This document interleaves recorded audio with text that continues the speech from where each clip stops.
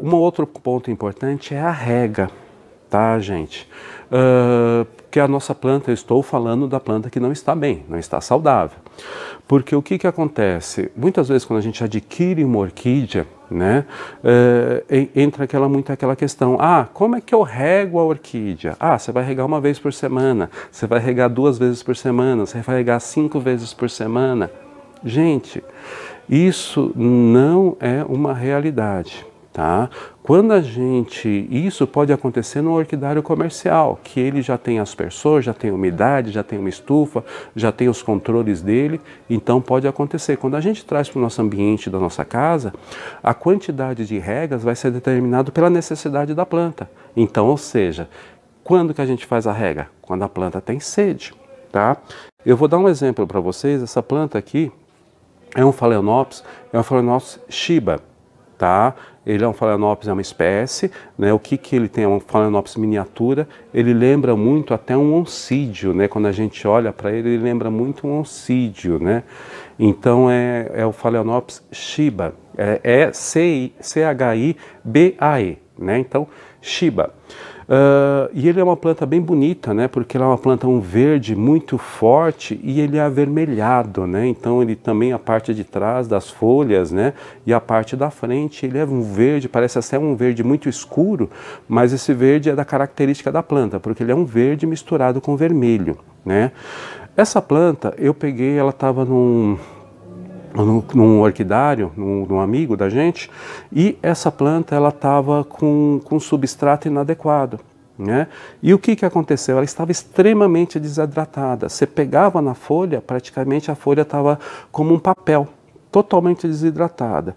O que eu fiz? Cheguei aqui em casa, mudei todo o substrato dela, coloquei o substrato aí um pouco mais úmido, né? O que aconteceu? Em 2 dias, gente, 2 dias, olha, a textura da planta já é outra, ela já está mais vigorosa, está mais viçosa, e a planta aí se desenvolvendo aí com floração fantástica. O que estava acontecendo aqui? O substrato era inadequado para ela, então era um substrato de drenagem muito rápida, e uma outra questão, a rega não estava sendo inadequada, estava sendo insuficiente para essa planta, tá joia? Então isso é importante da gente observar. Então a rega, junto com o substrato, faz com que essa planta tenha a umidade adequada para ela poder se desenvolver. E se ela está dessa forma, a floração, muitas vezes ela vem, mas a floração vem no desespero. Porque a planta ela está ali vendo que pode vir a morrer e ela pensando nisso para preservar a espécie, ela solta a haste floral. E muitas vezes você fica contente, nossa, soltou a minha haste floral, mas muitas vezes é o último suspiro da planta. Então também pode acontecer essa floração, mas no momento que a planta está em desespero para preservar a espécie, não porque ela esteja saudável, né? Então observem muito bem isso também com relação à floração quando ela acontece na sua orquídea. E a questão que a gente vai falar também, aqui, no que a gente já falou, quando a planta não está saudável, a gente tem que ver a questão do substrato, como é que está a raiz dela, a questão da luminosidade precisa ser corrigida e a questão de regas, tá? Que a gente precisa observar isso muito bem. Quando a gente fala ali em questão de substrato, a questão também da rega, né, que é muito importante, e a rega dessa planta. A questão da adubação, tá? A adubação para a orquídea, tá? Ela é um complemento. Então, como a gente sempre fala para vocês, a adubação não corrige erro de cultivo. Então, se a gente não tiver um substrato adequado, se a gente não tiver uma boa ventilação, espaçamento entre plantas, se a gente não tem um sistema de rego adequado, não adianta a gente querer corrigir isso com excesso de adubação, tá? Por quê? Entre o remédio e o veneno, qual que é a diferença? É a dose. Então, se você coloca muito adubo, também se acaba prejudicando o desenvolvimento da planta. E muitas vezes, por esse excesso, né, de sais, a planta pode acabar morrendo. Tá? Então é importante você fazer um protocolo de adubação, dependendo dos adubos que você trabalha, né, que você utiliza em suas plantas, você faz um protocolo de adubação, então ali começa com 20, 20, 20, depois você faz ali a cada 15 dias, depois intercalando você vai colocar aí um cálcio, você pode colocar um adubo rico em oligoelementos, um outro adubo que ajude o enraizamento da planta, mas ali você monta o teu protocolo e siga aquele protocolo, porque não adianta você colocar um adubo uma vez e só ir colocar ele de novo daqui a 6 meses. Isso você vai causar um estresse na planta. Então, que é melhor, às vezes, você nem adubar, do que você ficar fazendo adubação a cada 3, 4, 5 meses. Porque isso você causa estresse para a planta. Então, é preferível você fazer uma adubação periódica, né? Então, faça essa adubação periódica que a planta aí, ela acaba se desenvolvendo, vai recarregar, desde que aqueles pontos estejam todos supridos, luminosidade, ventilação, rega e o substrato enraizamento. Aí a adubação vem como um complemento de alimentação para ela. E essa complementação de alimentação faz com que ela tenha força e a floração dela venha. Tá joia? Então, prestem bem atenção nesses pontos. Então, você prestando atenção nesses pontos, a tua orquídea, com certeza, ela vai florir. Importante, na determinada época de floração dela. Então conheça a espécie, porque muitas vezes ela está florescendo, você compra ela florida no mês de março, vamos dizer, estamos em abril, né? Então você compra ela no mês de abril, florida. Quando terminar a floração dela, ela só vai, dependendo da espécie, ela só vai florescer em março e abril do ano seguinte. Então ela vai ficar um ano aí para recarregar a bateria dela. Tá joia? Então é isso que você tem que observar também e ter paciência. Em questões de híbridos, alguns híbridos eles já podem florescer desde que todas as condições estejam adequadas para ele. Ele pode florescer 1, 2, 3 ou até 4 vezes, dependendo aí da maneira de cultivo e do ambiente que ele esteja. A gente fala até 4 vezes, vamos falar como Vanda, né? Porque a Vanda, se ela está num ambiente que ela tem calor durante o ano inteiro e é um híbrido de Vanda, ela pode florescer de 3 a 4 vezes no ano. Agora, quando ela tem frio, né, que ela tem a época que ela bate frio, dependendo das regiões do Brasil, ela tem frio, aí muitas vezes ela vai florescer de 1 a 2 no máximo, porque quando ela tem ela sente o frio nessa época do inverno, ela realmente sente, ela dá uma pausa no desenvolvimento dela e aí só quando esquenta novamente que ela floresce. Então isso também pode ocorrer. Então veja essa questão aí também de temperatura, que para a orquídea ela fecha nas espécies, isso é importante porque ela fecha o ciclo de desenvolvimento dela. Tá bom? Bom pessoal, era isso que eu queria falar com vocês. Observem aí as tuas orquídeas. O conhecimento é fundamental, gente. Não adianta a gente querer cultivar orquídeas se a gente não busca conhecimento sobre as orquídeas que a gente está adquirindo.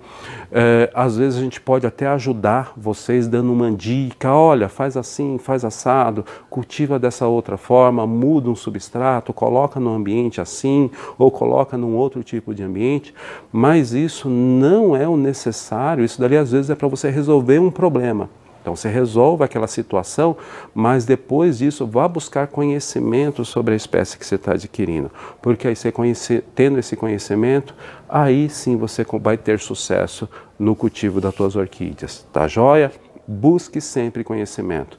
E aqui o que a gente fala para vocês aí é para complementar todo esse trabalho aí de cultivo de orquídeas. Bacana, gente? E é isso daí. Bom, isso que eu queria passar para vocês hoje sobre aí a questão do cultivo de orquídeas. Então a gente vai voltar aqui com os comentários, né? Vou mostrar mais algumas orquídeas floridas e aí a gente vai responder aí algumas dúvidas que ficaram aí durante aí a live. Tá joia, gente? Bom, pessoal, mostrar agora as Phalaenopsis, né? Que eu falei que ia mostrar depois. Deixa eu só arrumar aqui a minha mesa que ela já está ficando cheia. Mas vamos lá. Pronto. Questão de Phalaenopsis, tá? Então, mostrar que essa daqui é uma espécie que eu lembro dela uma vez que ocorreu no Brasil, né? Então, que eu Vou tirar de novo. Já que você vai mostrar planta. Então, vou mostrar algumas. Então, essa daqui mostrei agora para vocês, mas é a Phalaenopsis shiba. É uma Phalaenopsis que ela tem um porte pequeno, né? As flores dela lembram muito um oncídio, né? Ela é um amarelo com marrom. Até na primeira vez que eu vi essa planta, eu falei, não, peraí, esse é um oncídio, não é uma Phalaenopsis. Mas é realmente uma Phalaenopsis, então a Phalaenopsis shiba. É uma espécie aí pouco conhecida aqui no Brasil. Tá joia? Então as florzinhas são amarelinhas, ó, amarelinhas, e aí com um desenho, um labelo pintado de avermelhado, de marrom, um ocre, né? E é isso que é legal, né? Parece realmente aí um oncídio. Phalaenopsis, temos aqui também a Phalaenopsis, essa daqui é a Índico Red, né? Então olha só, muito bonita também, né? Olha só. Um colorido rosa, magenta, muito forte, né? Então, essa daqui é a Phalaenopsis violácea Índico Red, tá? Aqui, deixa eu ver, eu trouxe uma outra Phalaenopsis, aqui uma Phalaenopsis sumatra, né? Então, mostrando para vocês, agora está com as duas hastes florais, está com duas flores abertas, né? Então ela já muda um pouco o colorido, que ela tem um colorido bordô, né? Então ela é bem diferente aí, e a haste floral dela aí longa desse tamanho, aí já flores também de uma maneira sequencial. E aqui a Phalaenopsis tipo, violácea tipo. Então aqui a gente já entra na violácea tipo, então você veja que ela já é um pouco diferente aí dessas outras variedades que eu mostrei para vocês. Então essa daqui é a Phalaenopsis violácea tipo. De Phalaenopsis eu tenho mais essa daqui, que abriu esses dias atrás, né? Então tá com duas hastes florais, olha, duas hastes florais. Essa daqui já é especiosa, né? Então essa daqui é a especiosa spots, né? Então olha só, Phalaenopsis speciosa spots, ela tem o fundo branco e ela é toda pintada, né? Então por isso que se chama spots, tá ok? Uma planta já de porte maior, as folhas mais longas, né? E a planta aqui, ó, também já começando, aí essa planta chegou na importação do final do ano, então sofreu bastante, mas já está aí, ó, recuperada já em plena floração. Phalaenopsis aqui também, a Phalaenopsis fimbriata, ela já tem a floração, a haste floral dela já é mais curta e aparece por baixo da folha, né? Olha ela aqui, fimbriata porque ela tem um labelo aí todo cheio de pelinhos, né, pubescentes, então aí é muito bacana também. Então ela é branca e tem esse labelo rosado aí muito, muito atrativo, né? Então essa daqui é a Phalaenopsis fimbriata. De Pleurothales ainda tem alguns aqui para a gente mostrar. Esse daqui é a Stelis, né? Stelis gélida, né? Também em plena floração. Olha só que coisa linda, né? Então essa daqui é uma planta também que eu gosto bastante por causa disso. Ela também é aquelas plantas que florescem só uma vez por ano, mas quando ela floresce, olha a explosão de flores que ela tem, né? E é uma planta aí amarela, esverdeado, né? Bem clarinho, e é muito bonita, né? E tem um leve perfume também, né? Aí quem gosta, aí eu gosto bastante, que é um perfume quase cítrico, né? Então aqui é a Stelis gélida. Pleurothales, tem aqui também o Pleurothales saueri, né? Então conhecido antigamente aqui por nós como nuda white, né? Mas é o saueri, né? Então olha só, uma flor aí enorme, né, em relação à planta, né? E aí os detalhes aqui que as pétalas, né, são levemente avermelhadas, né, toda pintadinha, e o labelo aí um amarelo bem vivo, né? Então esse daqui é o Pleurothales saueri, né, o antigo aí conhecido como Pleurothales nuda white, né? Mas a espécie aí já foi determinada sendo o saueri. Bom, gente, acho que agora dá pra gente ir aí nas perguntas. Eu acho que eu consegui mostrar quase tudo, né? Que sempre a gente traz mais plantas do que o tempo nos permite. Mas vamos lá, vamos ver se a gente tem alguma dúvida aí que a gente possa ajudar vocês aí, ou ficou algo não muito bem claro aí durante a nossa live. Ó, para começar, o Ivan Salvatierra no Facebook diz: bom dia, senhor Roberto, um privilégio assistir suas explicações, um bom domingo. O Ivan? Ivan. Oi, Ivan, que bom, fico feliz aí em poder ajudar, né? Porque a gente, assim, o que a gente sempre comenta, né? O que eu comento com vocês sempre.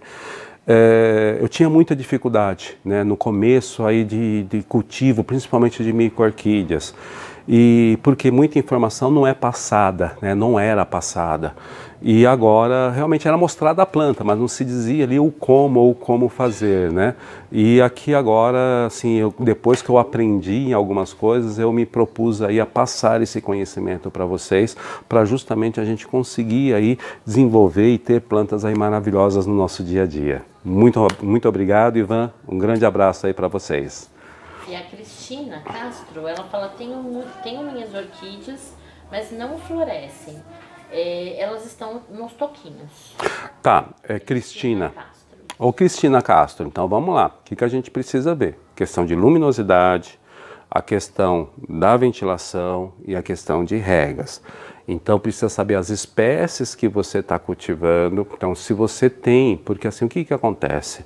Tem algumas espécies que nem eu vou te falar, que é a Centera sanderiana, tá? Sonderiana, a Centera Braga, a Centera leptotifolia. Se ela não tiver muita luminosidade, ela não floresce. Então, por isso que é importante você conhecer as espécies que você tem e aonde você cultiva. Porque muitas vezes as espécies que você escolheu para ter dentro da tua casa, no teu apartamento, no teu orquidário, elas não são adequadas para o seu ambiente. Então, ou você muda o seu ambiente ou você troca as espécies que você está cultivando para que você possa ter flor. Mas normalmente é um dos principais erros que nós temos, principalmente quando a gente fala de pleurotalis ou micro-orquídeas, é a luminosidade. Tá joia? A Júlia fala: a aula é excelente, como sempre. Obrigado, Júlia.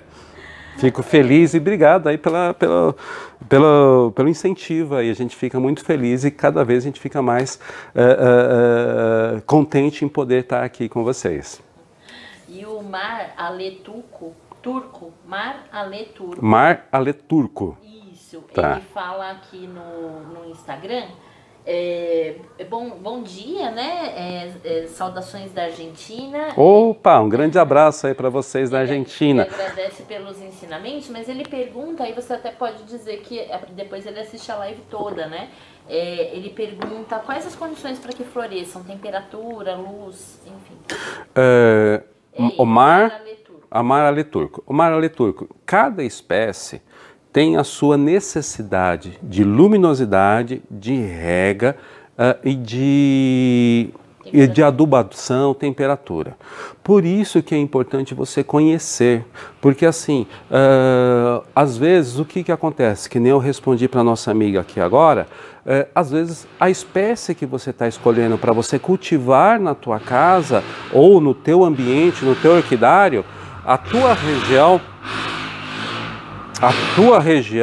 ou tua forma de cultivo não proporciona a necessidade que ela tem de luminosidade para ela se desenvolver. E tem plantas que nem assim, a gente tem uma catleia, a gente estava na casa de um amigo ontem, um amigo Campassi, né? Muitos de vocês conhecem, né? O Campassi, ele tem lá uma catleia elongata e ela estava florida.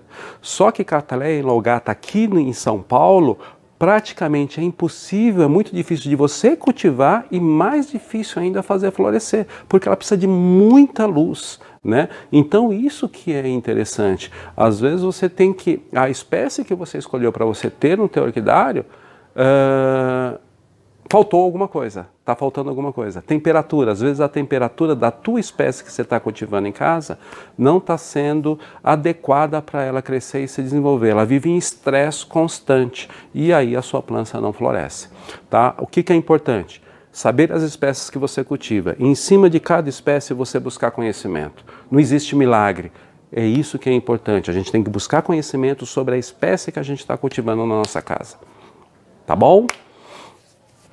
Muito bom. A Fis Procer fala assim, ó, agradecida por seu cuidado conosco. Outro dia, após assistir você, corri para trocar 3 leques de local e já reagiram com broto. Olha, fiz para você, que bom! Você veja, né? Fiz para você. Às vezes, uma mudança que a gente faz, que ela falou sobre uma live que a gente fez, e ali ela fez a mudança, né, que a gente comentou aqui na live, e com isso a planta dela já reagiu, já está brotando, né? Elas já estão brotando. Então, vocês vejam, gente, são pequenas mudanças que a gente faz, ou locais, ou a forma de cultivo, ou substrato, pequenas mudanças já dão a reação que a gente precisa para a planta se desenvolver bem e florescer. Porque se ela não estiver bem, ela não floresce, não adianta, tá? Mas obrigado, que legal, que fico feliz aí para você, que você já está tendo resultado com as suas plantas. Um grande abraço. A Vani Mack fala assim, gostaria que você falasse mais sobre cultivo de Stenoglotis e de Pleurotalis. Tá, então quem que é? Vani Mack. Ô Vani Mack, então vamos fazer o seguinte, porque o nosso tempo aqui é curto, é limitado, tá? Então o que que a gente vai fazer? Com relação, eu já tenho um tema para a semana que vem, né, para a gente estar falando aqui. Então, na outra semana, então daqui a 15 dias, aí eu falo um pouquinho sobre esses cultivos de plantas terrestres, e entre elas a Stenoglotis longifolha, e aí depois, em seguida, a gente fala um pouquinho de Pleurotalis, tá? Agora, como que é o nome dela? A Vânia, né? Vânia. Vânia, depois me responde, se possível, aí no direct, ela tá no... Ela está no Instagram. No direct no Instagram, qual Pleurotalis, quais Pleurotalis, né? Porque aí fica muito mais fácil, porque Pleurotalis é uma família muito grande, então eu preciso ter uma ideia qual que é a tua dificuldade e de repente a gente traz isso daqui, também se for algo simples a gente já responde para você, e se não for a gente pode colocar até como um tema de uma live também. Mas o Stenoglotis, essas plantas terrestres, é um pouquinho mais demorado, a gente não consegue falar em 2, 3 minutos, então isso já vamos colocar para daqui a 15 dias a gente está falando sobre essas orquídeas terrestres, tá bom? Legal. Ó, ela pergunta aqui, ó, Dendrobium denudans, precisa de muita luz? É a Vânia mesmo? Ela. Ô Vânia, então, Dendrobium denudas, ele faz parte de um grupo de dendróbios que ele já não tem necessidade de muita luminosidade, tá? Diferente de alguns dendróbios grandes. Então, assim, a luz que normalmente eu utilizo é a mesma luz dos bubofilos. Inclusive, eu tenho um florido aqui, né? Ele está florido agora, ele fica numa bancada e ele fica muito próximo dos Pleurotalis. Então, só o cuidado que você tem que ter com ele é só não ter o excesso de regas, tá? Mas ela é uma planta que o substrato dele é um pouquinho mais úmido do que normal de dendróbios, um pouquinho mais úmido, e ele não precisa de tanta luz. E a floração dele sempre vem no broto novo, diferente dos outros dendróbios, né, maiores, os nobres, esses outros dendróbios, que vem normalmente a floração na cana velha. O Dendrobium denudans, como o compacto, como o pignostáquio, a floração vem no broto novo. Tá joia? O Jorge Luiz, aqui no Facebook, ele fala assim, bom dia, primeiramente obrigado. Aí ele fala, sou de Campinas, SP, e 80% de minhas orquídeas são catleias. Peraí, só um pouquinho, que sumiu aqui, agora voltou. Optei em usar sanção do campo picado em cachepôs ou vasos de barra 50% de luz. E aí ele fala assim, gostaria da sua opinião, por favor, Jorge. Tá, ô Jorge, o que que acontece? A catleia, quando a gente fala do sanção do campo, o sanção do campo ele ainda é um material muito novo que a gente está começando a utilizar, né? E isso também a gente ainda está se adequando a esse tipo de substrato. Mas vamos lá, o que que é importante? Que ele seja seco, né? Totalmente seco. Pedaços que você utiliza aí dentro do substrato, eu tenho amigos aqui que utilizam pedaços, né, de substrato, cubinhos, né, de substratos de madeiras em vasos e se desenvolvem muito bem, principalmente catleias, tá? Então é um substrato que normalmente ele se adequa, a catleia, né, se adequa muito bem a esse tipo de substrato. Tá? Dentro de experiência de alguns amigos. Eu não posso te responder isso 100% porque eu não tenho aqui, praticamente eu não tenho catleias, não cultivo catleias. Eu acho que eu tenho 2 ou 3 catleias. Tenho uma dormaniana, tenho uma borigiana e tenho, acho que mais uma catleia, 2 ou 3 catleias. Então, assim, eu tenho poucas catleias, então não saberia te dizer a respeito disso. Mas o que eu posso te falar é com experiência de outros amigos, tá? E com a experiência de outros amigos, tem dado um resultado fantástico. Agora, sempre observe muito o Sansão do Campo, porque ele é um material que a gente está começando a utilizar, está começando a conhecer. Então, sempre observe, vá sempre de tempos em tempos olhando, observando, para ver como a planta se desenvolve, se ele também não tem um apodrecimento. Normalmente, o Sansão do Campo não apodrece rápido, então essa é uma grande vantagem. E aí, você ir vendo ela de tempo em tempo e observando. Porque, volto a falar, é um substrato novo para todos nós aí da orquidofilia. Para não acontecer o que aconteceu no tempo passado com o coco, tá? Que todo mundo entrou aí como um coco substituto do xaxim e teve muitas pessoas que tiveram muito problema aí, não com a casca, né? Com a quenga do coco, a casca, mas aquela parte interior do coco, né? Aquela que parece uma esponjinha, aquilo ali gerou muito problema aí para alguns orquidários, né? Então, assim, a madeira eu acredito que não vai ter problema. Muitas pessoas já utilizam e tem um sucesso muito bom com madeiras. Agora, o Sansão do Campo é sempre bom a gente observar. Tá joia? Observa também que ele falou que uma das duas características também, que ele falou que também usa em vaso de barro essa mistura esse substrato e com 50% de luz. Não, então a luminosidade para a catleia, ótimo. É isso mesmo, tá? Só observe algumas espécies, né, de luminosidade de 50%, só observe que na região de Campinas a incidência solar ela é muito forte. Então, muitas vezes, talvez você precise fazer uma pequena correção, né? Principalmente no verão ou aquele inverno que não tem praticamente nuvem no céu, né? Que bate muito sol. Talvez nessas épocas você tenha que ter mais uma tela cobrindo ali, tá? Porque muitas vezes essa luminosidade é muito forte para as orquídeas. Então só observe isso, principalmente na tua região, Campinas, tá? 50% ok, no inverno eu tenho certeza que vai ser suficiente, mas no verão pode ser que seja insuficiente e você tenha que ter mais uma tela ali só de reforço durante esse período de muita incidência solar. Tá joia? Ó, o Edson pergunta aqui no Facebook também. Obrigado pela atenção. Qual seria o canal confiável para se obter informações sobre as espécies que temos, já que a internet não é confiável? Tá. Como que é o nome dele? Edson. Ô Edson, o que acontece, Edson? Isso é muito complicado da gente falar, né?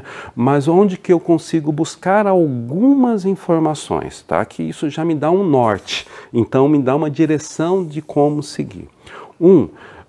Eu uso, você está me perguntando sobre a internet. Então, a internet, eu utilizo muito um site que é o IOSP, né? Então, até a minha esposa vai escrever aí como que é. Então, você escreve o nome da planta. Então, primeiro você escreve o gênero, né? Então, Cattleya gutata. Então, você escreve Cattleya gutata e depois você escreve IOSP. I-O-S-P-E. IOSP. Isso na busca vai te direcionar para um site. E esse site, ele é em inglês, tá? Então vai aparecer a espécie e no canto vai aparecer alguns ícones. Então mostrando qual que é a temperatura, mostrando qual que é a época da floração, mostrando qual que é a luminosidade e qual que é a altitude. Depois no texto normalmente fala sobre algumas características do ambiente e qual que é a altitude que essa planta cresce na natureza. Com essas informações você começa a entender um pouquinho melhor daquela espécie.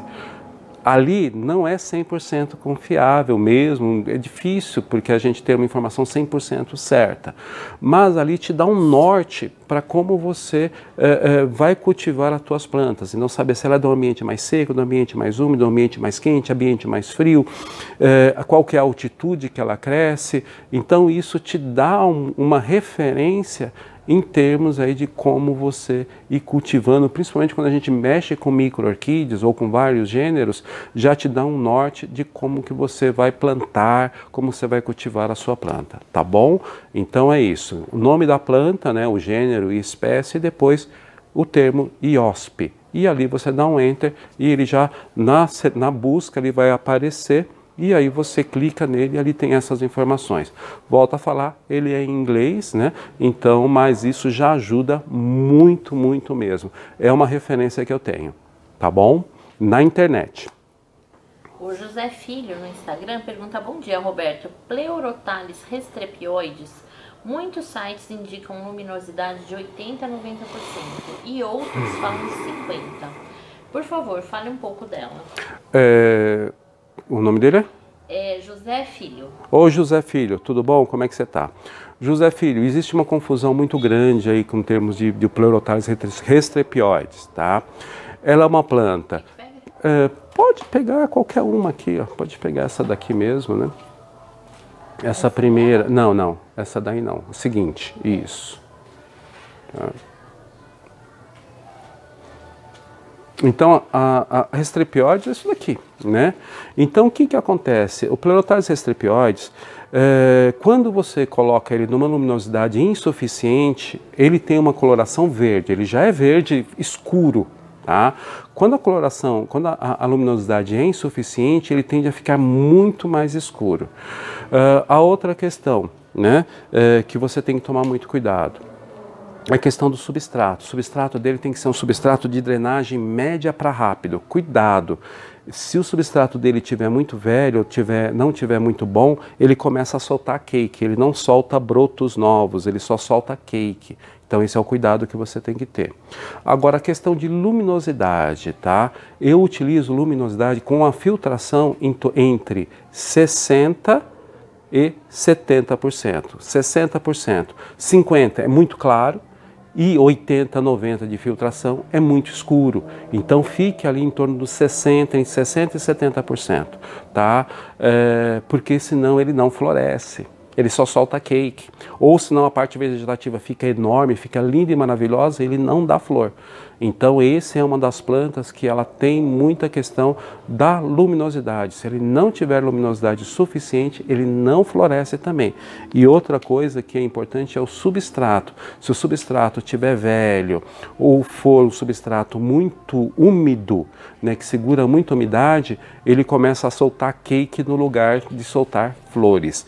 E a outra questão, falta de luz, ele também começa a soltar muito cake para poder compensar a luminosidade. Tá joia? Então, essas são as dicas que eu te dou. Deixa eu ver. Não, pode deixar aqui. Tem mais alguma questão que a gente possa responder para a gente já poder finalizar? Peraí.